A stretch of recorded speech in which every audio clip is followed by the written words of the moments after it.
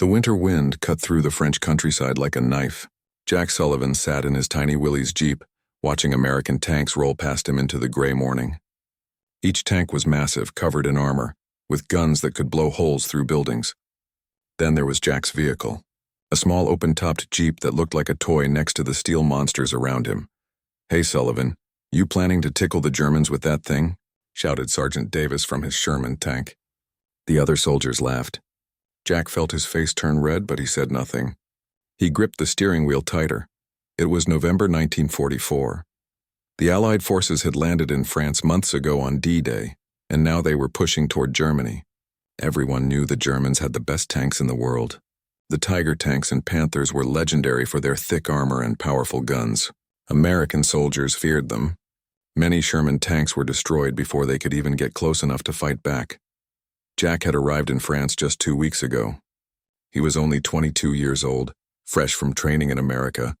They assigned him to reconnaissance work, which meant driving around in dangerous areas to gather information about enemy positions. His Jeep was nicknamed Little Thunder by the previous driver, who had been killed by German machine gun fire. The bullet holes were still visible on the hood, patched up with metal plates. "Don't listen to them," said Private Martinez, Jack's spotter who sat in the passenger seat. Martinez was older, maybe 30, with tired eyes that had seen too much war. "This Jeep might save our lives. It's fast and small." Tanks are slow and easy targets for German anti-tank guns." Jack nodded, but he wasn't convinced. How could this tiny vehicle make any difference in a war dominated by massive tanks and artillery?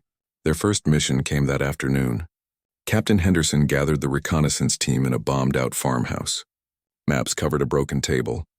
"We need information about German positions near the village of Saint-Remy," he said, pointing at the map. "Intelligence reports say there might be panzer divisions in that area. We need to know for sure before we advance." Jack felt his stomach twist. Panzer divisions meant German tanks.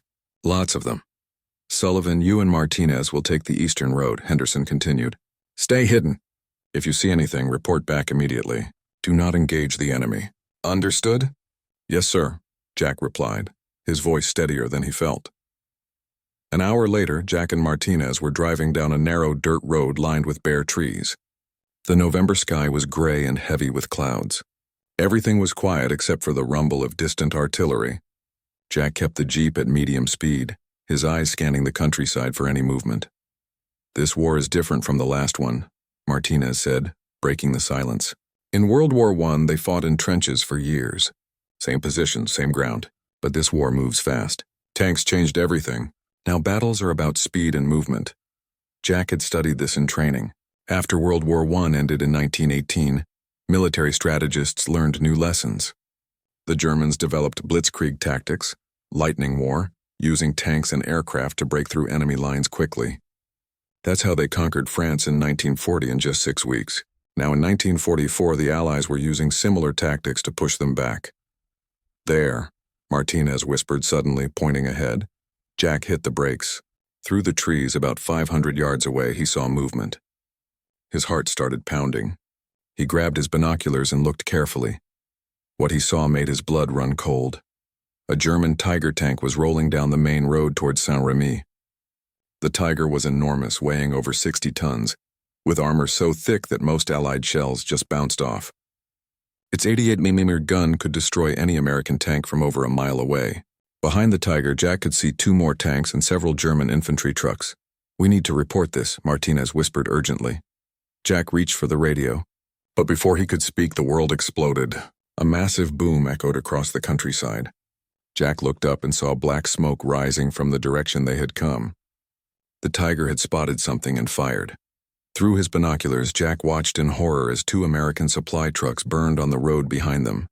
Soldiers were running, trying to escape. The Tiger's machine guns opened fire, cutting them down. The other German tanks spread out, creating a killing zone. "They're slaughtering them," Jack breathed. "We can't help them," Martinez said firmly. "We need to get this information back to headquarters. If we don't report this, more soldiers will die." Jack knew Martinez was right, but everything in him wanted to do something, anything. He watched as the German tanks methodically destroyed everything in their path. The Tigers moved slowly, confidently, knowing nothing could stop them. One German tank commander stood in his hatch, directing the attack. He wore a black uniform with silver insignia. Even from this distance, Jack could see the man's cold efficiency. The commander wasn't angry or excited. He was just doing his job, destroying the enemy with professional precision. Jack started the Jeep's engine quietly and began backing up, staying in the tree cover. His mind was racing. Those massive German tanks seemed unstoppable. What chance did anyone have against them? What chance did he have in his tiny Jeep? As they drove back to report, Jack couldn't stop thinking about what he had witnessed. The war suddenly felt very real and very deadly. His Jeep felt even smaller and more fragile than before, but somewhere in the back of his mind a thought was forming. The Tigers were powerful but slow. They couldn't go everywhere. They couldn't fit through narrow spaces. Maybe, just maybe, there was a way to use that against them. That night, as he wrote his report, Jack Sullivan didn't know that he would soon face that German tank commander again, and he certainly didn't know that. His tiny Jeep would become the one thing German tank crews learned to fear. The real war was just beginning. The morning fog hung low over the French village of Beaumont like a gray blanket. Jack Sullivan drove his Jeep slowly through the narrow cobblestone streets, his eyes constantly moving, watching for danger. 3 weeks had passed since he first saw the German Tigers, and he hadn't forgotten the sight of them destroying everything in their path. Martinez sat beside him, holding a map and a rifle. Behind them, in the back of the Jeep, Private Johnson manned a mounted machine gun. Captain Henderson had expanded Jack's reconnaissance missions after his detailed reports helped the division avoid several German ambushes. Little Thunder was becoming known as the eyes of the 2nd Armored Division. This village should be clear, Martinez said, checking the map. The Germans retreated yesterday according to intelligence, but something felt wrong to Jack. The village was too quiet. No birds sang. No wind moved through the empty buildings. Windows stared down at them like dark eyes. The local French civilians had either fled or were hiding. "I don't like this," Jack muttered, slowing the Jeep even more. Then he heard it, a deep rumbling sound that made the ground vibrate. Tank treads on stone. Jack's hands tightened on the steering wheel. "Contact!" Johnson yelled from behind them. A German Tiger tank rolled around the corner at the far end of the street, its massive gun turning toward them. Behind it, Jack could see German infantry taking positions. This wasn't a retreating force. This was an ambush. "Go, go, go!" Martinez shouted. Jack slammed the gas pedal. The Jeep's engine roared, and they shot forward just as the Tiger's gun fired. The shell screamed over their heads and exploded into a building behind them. Stone and dust erupted into the air. Jack turned sharply down a side street, the Jeep's tires squealing on the cobblestones. Inside the Tiger tank, Captain Werner Müller heard the shot miss and cursed in German. He had been tracking American movements for days, setting this trap carefully. The plan was simple.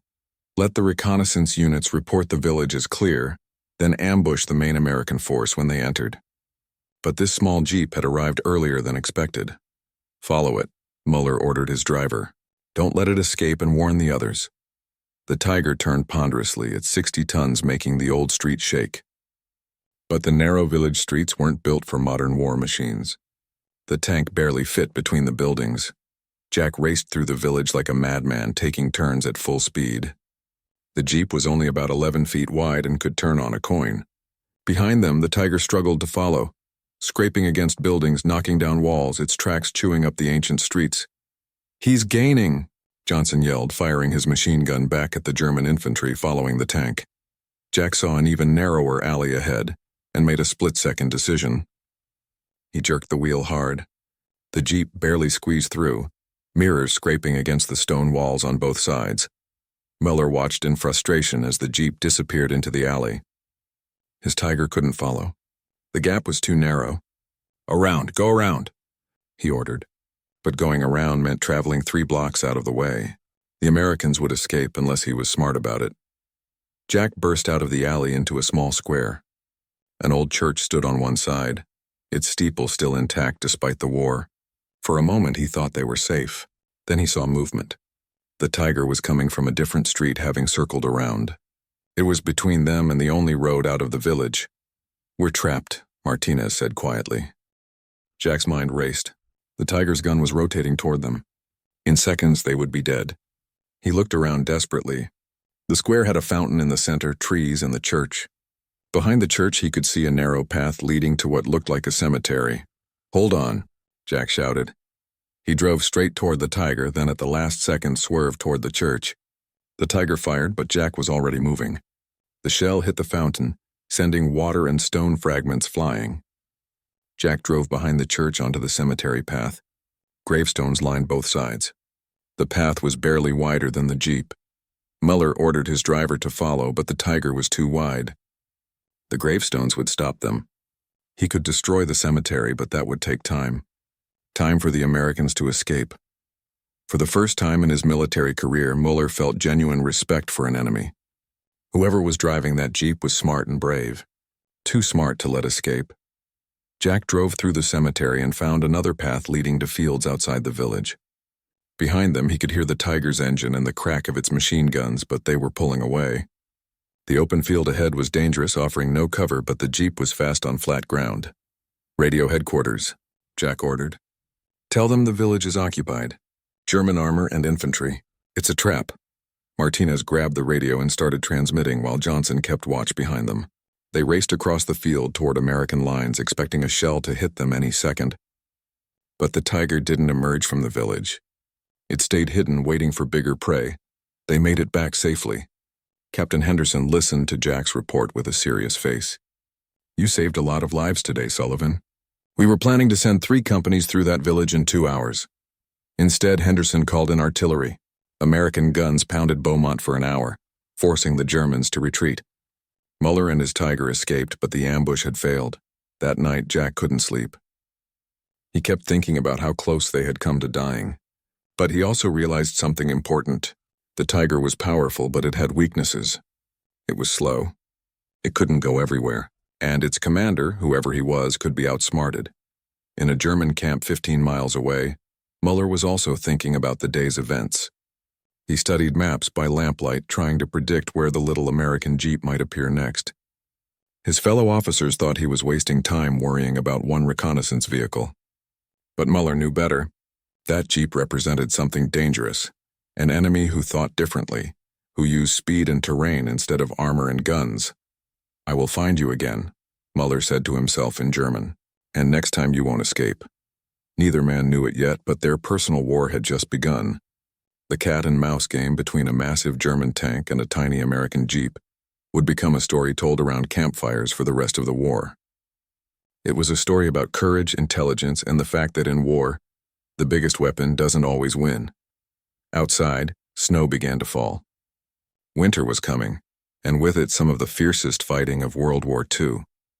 December 1944 was brutally cold. Snow covered the French countryside, turning forests white and roads into ribbons of ice. Jack Sullivan had been driving Little Thunder for 6 weeks now, and the Jeep had become famous throughout the 2nd Armored Division. Soldiers called Jack the Ghost because he appeared out of nowhere, did his job, and vanished before the Germans could react. But Jack knew he wasn't a ghost. He was just a man trying to survive, doing whatever worked. And what worked was using his Jeep's advantages: speed, size, and surprise. The war was changing. After the Allied victory in France during the summer, everyone thought Germany would surrender by Christmas. But Hitler wasn't finished. The Germans were preparing a massive counterattack in Belgium, though the Allies didn't know it yet. German forces were secretly gathering in the Ardennes forest, preparing for what would become known as the Battle of the Bulge. Jack's missions were becoming more dangerous. Captain Henderson sent him deeper into enemy territory, often alone with just Martinez and Johnson. They scouted German positions, counted tanks, and reported supply movements. Each mission was a gamble with death. "Command wants us to check this area," Henderson said, pointing at a map. "Intelligence thinks the Germans have supply depots here, near this forest. We need to know what they're storing and how much." Jack studied the map. The location was 15 miles behind German lines. Getting there would be hard. Getting back would be harder. "When do we leave?" "Dawn tomorrow." "And Sullivan?" Henderson looked at him seriously. "If you run into heavy resistance, don't be a hero. Just get back alive." The next morning, Jack drove through the frozen landscape with Martinez and Johnson. They had mounted a bazooka on the Jeep, strapped down with rope and canvas. The bazooka was a new American weapon, a tube that fired rockets capable of penetrating tank armor. It was primitive compared to German anti-tank guns, but it worked at close range. "Why did we bring this?" Martinez asked, patting the bazooka. "We're supposed to scout, not fight." "Because I'm tired of running," Jack said. "If we find something important, maybe we can do more than just report it." They crossed into German-held territory carefully, using farm roads and tree cover. The snow helped hide their tracks, but also made them visible against the white landscape. After 2 hours of careful driving, they found what they were looking for. Hidden in a clearing near the forest was a German supply depot. Trucks were parked in neat rows, covered with camouflage nets. Soldiers moved between them, loading and unloading crates. Jack used his binoculars and felt his pulse quicken. "Those are fuel trucks," he whispered. "Must be 24 of them. And look at those crates. That's ammunition." "This is big," Martinez agreed. "This could supply an entire panzer division." Jack knew what he had to do. This wasn't just a supply depot. This was preparation for a major German operation. If he destroyed it, he could disrupt whatever the Germans were planning. But it was a huge risk. "We're going to hit it," Jack decided. "Are you crazy?" Johnson hissed. "There must be 50 German soldiers down there. And we're just 3 guys in a jeep." "That's why they won't expect it," Jack said. He was already forming a plan. The forest edge was about 300 yards from the depot. The Germans felt safe this deep in their own territory. They had guards, but not many. Most soldiers were busy working. Jack drove the jeep to a position at the forest edge. Martinez prepared the bazooka, while Johnson readied his machine gun. Jack's heart was pounding, but his hands were steady. He had learned something important over the past 6 weeks. Fear was okay as long as you didn't let it control you. "On my signal," Jack whispered. He started the engine and burst out of the forest at full speed. The jeep raced toward the depot, snow spraying from its tires. German soldiers looked up in shock, unable to believe what they were seeing. A single American jeep was attacking them. Martinez fired the bazooka. The rocket streaked across the clearing and hit a fuel truck. The explosion was massive, sending flames shooting into the sky. Burning fuel splashed onto nearby trucks, and within seconds 3 more vehicles were on fire.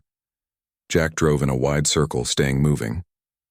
Johnson's machine gun chattered, forcing German soldiers to dive for cover. Martinez reloaded the bazooka and fired again. Another fuel truck exploded. Black smoke boiled into the winter sky. The Germans finally organized a response. Machine gun fire erupted from multiple positions. Bullets kicked up snow around the jeep. Jack swerved wildly, using speed to make them a difficult target. Martinez fired a 3rd rocket into the ammunition crates. The resulting explosion was so powerful it knocked German soldiers off their feet. "Time to go," Jack shouted. He turned the jeep toward the forest and gunned the engine. Behind them, the depot was a scene of chaos. Trucks burned, ammunition exploded, and German soldiers ran in all directions trying to fight the fires and find their attackers. But Jack's celebration was premature. As they reached the forest edge, a German panzer tank emerged from behind a building. Not just any tank. Jack recognized it immediately. The black crosses on the hull, the specific markings. It was the same Tiger that had chased them through Beaumont. Captain Muller had been at the depot supervising the supply operation. When the attack started, he ran to his tank. Now he saw the small American jeep that had haunted his thoughts for weeks. Finally, he had a chance to end this. "Fire," Muller ordered. The Tiger's gun roared. The shell hit a tree next to the jeep, and the explosion sent wood fragments flying. Jack jerked the wheel, driving deeper into the forest. The trees were closer here, offering some protection. Muller's Tiger followed, crushing through the undergrowth. Its commander was determined. This time, the American wouldn't escape. Jack drove desperately between trees, the jeep bouncing over roots and rocks.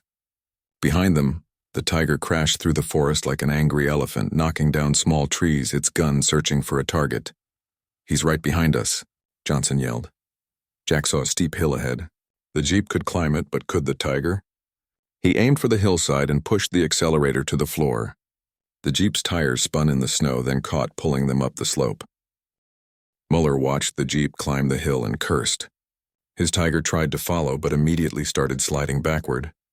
The slope was too steep, and the snow made it impossible for even the Tiger's powerful engine to maintain traction. Jack reached the top and looked back. For the first time, he saw the German tank commander clearly. The man stood in his hatch watching Jack escape, his expression a mixture of frustration and respect. Their eyes met across the distance for just a moment. Then Jack disappeared over the hill. Muller sat back down in his tank, his mind working. The American was good, very good. But everyone made mistakes eventually. And when this American made his, Muller would be there. Jack drove back to American lines, his hands shaking from adrenaline. Behind them, columns of smoke marked the destroyed supply depot. Henderson would be happy with the results, but Jack felt uneasy. He had made an enemy today, a personal enemy. That German tank commander would be looking for him now. "We did good today," Martinez said, trying to break the tension. "Yeah," Jack replied, but he couldn't shake the feeling that the real battle was just beginning. That night, the American commanders studied Jack's report about the supply depot. They didn't realize it yet, but those supplies were meant for the German offensive in the Ardennes. Jack's attack had disrupted the German timetable, causing confusion and delays. In war, even small actions could have big consequences. And somewhere in the frozen darkness, Captain Mueller was making plans of his own. The snow fell harder as December wore on. Allied soldiers huddled in frozen foxholes, stamping their feet to keep warm. Everyone was exhausted. They had been fighting since D-Day in June, pushing across France and into Belgium. The generals kept saying the war would end soon, but the soldiers knew better. The Germans were still fighting hard.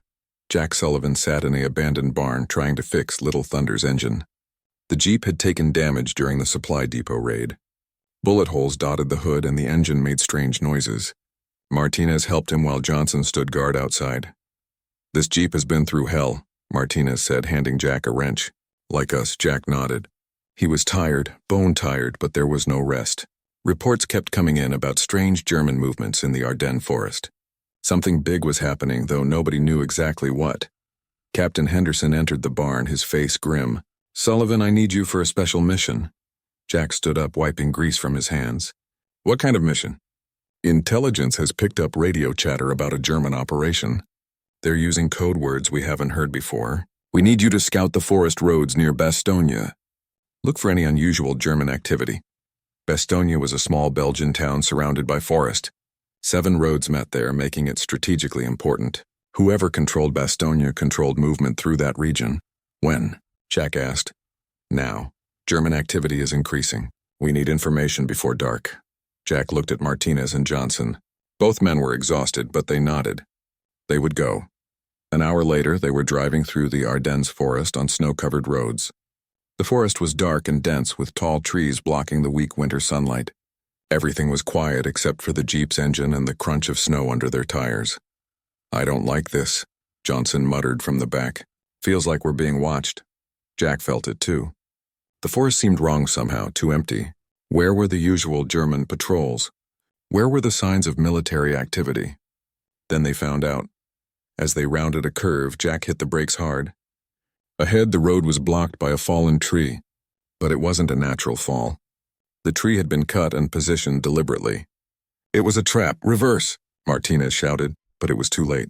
Behind them, another tree crashed down, blocking their escape. German soldiers emerged from the forest on both sides, at least 20 of them, all pointing rifles at the Jeep. Jack's hand moved toward his pistol, but Martinez stopped him. "Don't. We're surrounded." A German officer stepped forward, speaking in accented English. "You will get out of the vehicle slowly." No weapons, they had no choice. Jack, Martinez, and Johnson climbed out with their hands raised. German soldiers searched them and took their weapons. The officer studied Jack with interest. "You are the famous Jeep driver," he said. "Captain Muller has been looking for you. He will be very pleased." Jack's blood ran cold. This wasn't a random patrol.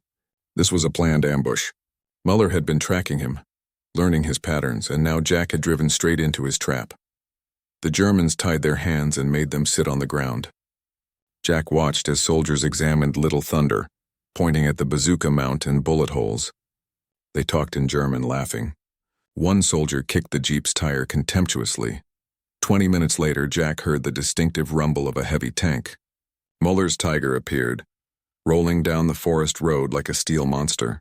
It stopped near the trapped Jeep, and Captain Muller climbed out of the hatch. He walked over to Jack, studying him carefully.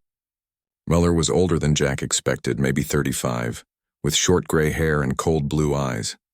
He looked tired, like everyone in this war, but also professional and dangerous. So, Muller said in English, finally we meet. You have caused me much trouble. Jack said nothing. Muller smiled slightly. You are smart. I respect that. You understand that in war the small can defeat the large if they think correctly. But today you made a mistake. You became predictable. What are you going to do with us? Martinez asked. You are prisoners of war. You will be sent to a camp. Muller turned to Jack. But first I want you to see something. He gestured, and German soldiers pulled Jack to his feet and forced him to walk down the road. Around the next bend, Jack saw something that made his heart sink. Hundreds of German tanks lined the forest roads. Tiger tanks, Panther tanks, Panzer IVs, all camouflaged under nets and tree branches. Thousands of German soldiers moved between them, preparing equipment, loading ammunition. Artillery pieces were positioned wheel to wheel. This wasn't just a patrol or a supply depot. This was an entire army preparing to attack. Tomorrow morning, Muller said quietly, we begin our offensive. We will break through the American lines, capture Bastogne, and push all the way to the coast. Your generals think we are defeated, but they are wrong. This war is far from over. Jack stared at the massive force in shock. This was the big operation the Allies had feared. If the Germans broke through here, they could split the Allied armies in half, maybe even push them back to the sea like in 1940. Tens of thousands of American soldiers would be trapped, and there was nothing Jack could do. He was a prisoner. The information about this German army would die with him. Muller watched Jack's face and nodded. Yes, now you understand. Your little Jeep games are finished. Tomorrow, real war begins. They took Jack back to where Martinez and Johnson waited. German soldiers were preparing to transport them to a prisoner camp. Jack's mind raced, trying to think of some way to escape, to warn the Allied command about what was coming. But with 20 armed Germans watching them, escape seemed impossible. As night fell, they sat in the cold barn under guard. Martinez and Johnson looked defeated. They had failed their mission. Worse, they had been captured just when their information was most critical. I'm sorry, Jack whispered to his friends. I led us into a trap. You couldn't know, Martinez replied. Muller is smart. He played us. Outside, they could hear the sounds of the German army preparing for battle. Tank engines starting, officers shouting orders, the metallic clink of ammunition being loaded. The Germans were confident, ready to strike a blow that could change the entire war. Jack leaned against the wall, his hands still bound, and thought about Little Thunder sitting outside, captured and useless. He thought about all the American soldiers who would face the German attack tomorrow with no warning. He thought about his home in America, his family who believed he was fighting for freedom. Then he heard something, a small sound outside the barn. A German guard talking, then silence, footsteps. The barn door opened slowly, a figure slipped inside. For a moment, Jack thought it was a German soldier. Then he recognized the uniform. American. It was a young soldier, maybe 19, his face covered in dirt and camouflage paint. I'm Corporal Hayes, 101st Airborne, he whispered. I've been behind enemy lines for 2 days. I saw them capture you. I'm going to get you out.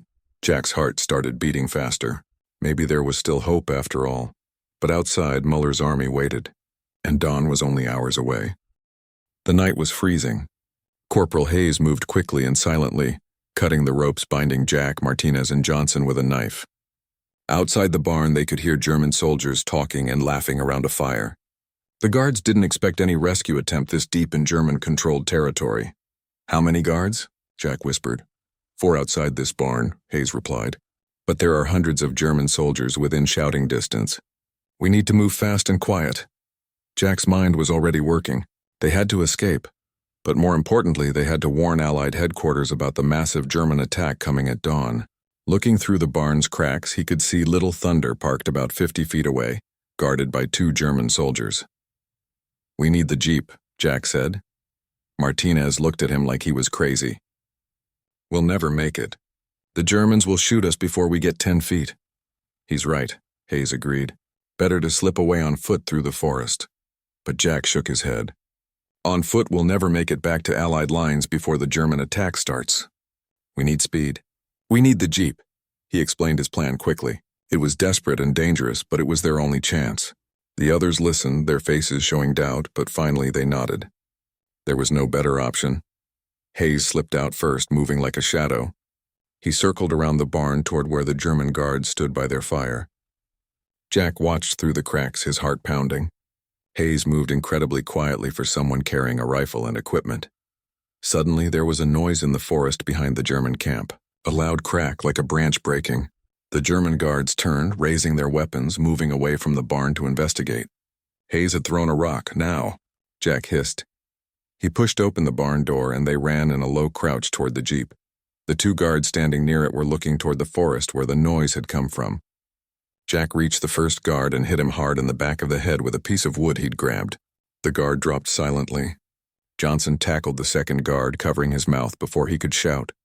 They threw the unconscious Germans into a ditch and jumped into the jeep. Jack turned the key, praying the engine would start. It caught on the second try, rumbling to life. The sound seemed incredibly loud in the quiet night. German soldiers started shouting. Someone fired a rifle. Hayes came running from the forest and jumped into the back of the jeep. Jack gunned the engine and they shot forward, snow spraying from the tires. Bullets whipped through the air around them. Behind them, Germans were running for their vehicles. Jack heard the distinctive sound of a tank engine starting. Mueller's Tiger was coming after them. Jack drove without headlights, navigating by moonlight reflecting off the snow. The forest road was narrow and treacherous, with curves and hidden ice patches. He pushed the jeep as fast as he dared, knowing that one mistake would send them crashing into a tree. "They're following," Hayes shouted, looking back. Jack could see headlights behind them. Several German vehicles were in pursuit, and somewhere back there was Mueller's Tiger tank. The Germans knew these roads better than Jack did. This was going to be close. The jeep bounced and slid around curves. Jack's hands gripped the wheel so hard his knuckles were white. They hit a straight stretch and Jack floored the accelerator. The jeep's speedometer climbed to 50-60 miles per hour, insanely fast for a snow-covered forest road at night. Behind them, the German vehicles were falling behind. The jeep was lighter and faster on the slippery roads. But then Jack saw something that made his stomach drop. Ahead, the road split in two directions. He didn't know which way led to American lines. "Left," Martinez shouted, pointing. Jack trusted his friend's instinct and turned left. The jeep skidded sideways, almost rolling over, then straightened out. They raced down the new road deeper into the forest. After 15 minutes of terrifying driving, the German vehicles were no longer visible behind them. But Jack knew they weren't safe yet. Mueller would alert other German units. They would set up roadblocks. The whole area would be searching for them. Dawn was beginning to break, the sky turning from black to gray. Jack could see better now, which helped, but it also meant German spotters could see them. They had to reach American lines fast. Then disaster struck. As they rounded a sharp curve, the road ahead was blocked. A German Panzer IV tank sat across the road, its gun pointed straight at them. Soldiers stood behind it, rifles raised. Jack slammed on the brakes. The jeep skidded to a stop about 100 feet from the roadblock. There was no way around. Forest pressed in on both sides of the road, too dense for the jeep to pass through. "We're trapped," Johnson said quietly. For a long moment, nobody spoke. They had come so close, but now it was over. The German soldiers were advancing toward them, weapons ready. Jack could see an officer gesturing for them to surrender. Then Martinez said, "Wait, look at that tank." Jack looked more carefully at the Panzer IV blocking the road. Something was wrong with it. The turret sat at an odd angle and there was damage to the tracks. This tank wasn't part of an ambush. It had broken down and been left here. "It's disabled," Jack said. "They're using it as a roadblock because it can't move." "So what?" Hayes asked. "It's still blocking the road and those soldiers can still shoot us." But Jack was thinking. The disabled tank had been positioned to block the road, but there was a small gap on the left side between the tank and the trees. Maybe 10 feet wide. Could the jeep fit through? "Hold on," Jack said. He backed up the jeep about 50 feet, then gunned the engine. The German soldiers realized what he was planning and started shooting. Bullets hit the jeep's hood and windshield. Martinez and Johnson returned fire with captured German rifles. Jack aimed for the gap and drove straight at it. The jeep hit a small ditch and bounced into the air. For a moment, they were flying. Then they crashed down on the other side of the roadblock, the jeep scraping against both the tank and a tree. Metal screeched against metal. They broke through. Jack kept the accelerator down and they raced away, leaving the shocked German soldiers behind. That was insane. Hayes yelled, but he was laughing. They drove for another 30 minutes, the sun rising higher. Finally, they saw something beautiful. American soldiers in foxholes, an American flag, and a Sherman tank. They had reached Allied lines. Jack drove straight to the command post where shocked officers met them. Within minutes, Jack was explaining to a general what he had seen. The massive German force preparing to attack. The hundreds of tanks, the offensive aimed at Bastogne. The general listened carefully, then immediately started making phone calls. Orders went out to all units. Artillery was repositioned. Reserves were called up. Engineers prepared defensive positions around Bastogne. Thanks to Jack's warning, the Allies weren't caught completely by surprise when the German offensive began hours later. The battle that followed would be called the Battle of the Bulge, one of the largest and bloodiest battles of World War II. Over 1 million soldiers would fight in the snow and cold. Thousands would die, but Bastogne held. The American soldiers defending it fought bravely, and the German offensive eventually failed. Hitler had gambled everything on this attack, and he lost. Days after the battle began, Jack sat in his repaired Jeep, watching American planes drop supplies to the surrounded troops at Bastogne. Captain Henderson found him there. "You saved a lot of lives, Sullivan," Henderson said. "That warning gave us time to prepare. The generals want to give you a medal." Jack shook his head. "I don't want a medal. I just want this war to be over. It will be soon. The Germans are finished. This was their last big attack." Jack nodded, but he was thinking about Captain Muller. Was the German tank commander still alive? Had he survived the battle? Part of Jack hoped so. Muller was an enemy, but he was also a soldier doing his duty, just like Jack. The snow continued to fall on the battlefield, covering the wreckage of war with a blanket of white. And Little Thunder, the tiny jeep that German tank crews had learned to fear, sat ready for whatever came next. The war wasn't over yet, but the end was finally in sight.